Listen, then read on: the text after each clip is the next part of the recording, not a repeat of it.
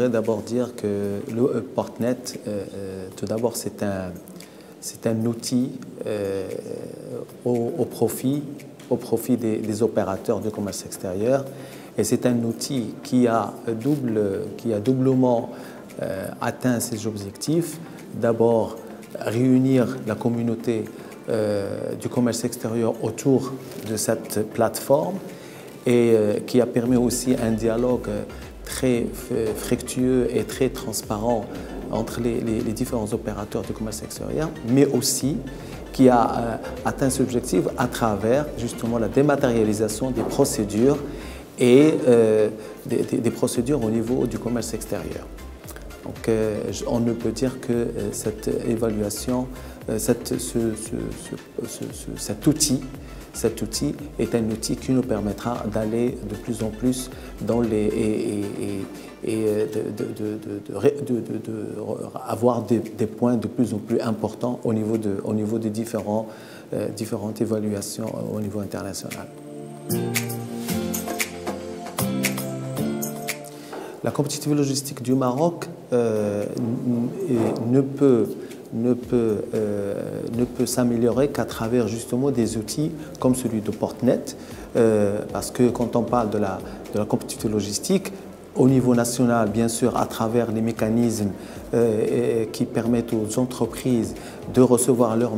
marchandises dans le meilleur délai et dans les meilleures conditions, avec moins de déplacements. Et vous avez au niveau du commerce extérieur, bien sûr, c'est ce que nous sommes en train de faire, et ce qu'est en train de faire le Portnet avec la communauté de commerce extérieur, c'est justement la dématérialisation d'un maximum de procédures, de manière à donner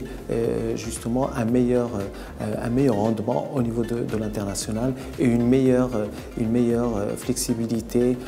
pour les opérateurs de commerce extérieur, et bien sûr grâce à cette dématérialisation.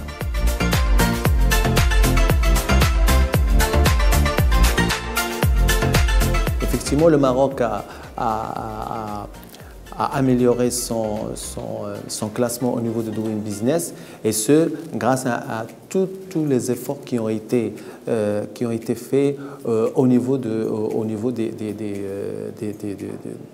gouvernement, à travers d'abord, je reviendrai toujours à Portnet, à travers d'abord ce guichet unique qui nous permet de donner des meilleurs délais,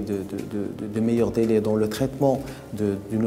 opération à l'exportation ou à l'importation, mais aussi grâce aux facilitations que le gouvernement est en train de mettre en place, à savoir les zones logistiques et les zones industrielles en offshore, les zones franches, qui eux ont une certaine facilitation et certaines je dirais,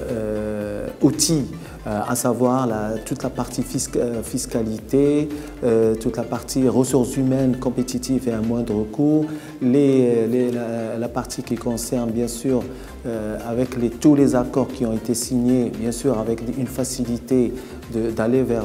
de donner plus de rapidité dans le traitement de toute opération à l'importation et à l'exportation.